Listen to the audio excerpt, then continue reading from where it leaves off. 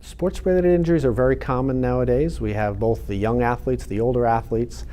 We can see injuries in sports, including repetitive injuries or acute injuries or traumatic injuries from like a fall on an outstretched wrist. Some of the more common injuries that we see are distal radius fractures, scaphoid fractures, ligament tears in the wrist, tendon ruptures in the hand, or even ligament injuries in the fingers. As a hand surgeon, we see a lot of recreational and competitive athletes, and almost every one of them wants to get back to their activity as soon as possible. Many of these patients we have to kind of protect with either a brace or a splint. There are some injuries that we see in the hand that absolutely need a short period of shutdown or rest.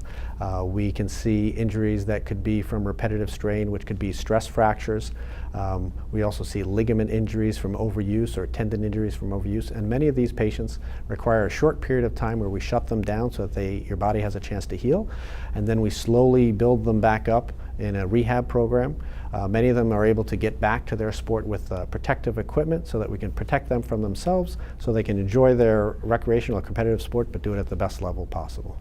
Some of the risks involved in returning too soon, and some of our athletes are very aggressive and they want to get back the next day, is the one they could re-break a bone, they could rupture a tendon, they could stretch out a ligament that we've been trying to heal. So it's really important that if you have a sports injury, that you see a hand surgeon who can guide you through this, because their goal is the same as yours, is to get you back safely to that sport so that you can compete at the highest level.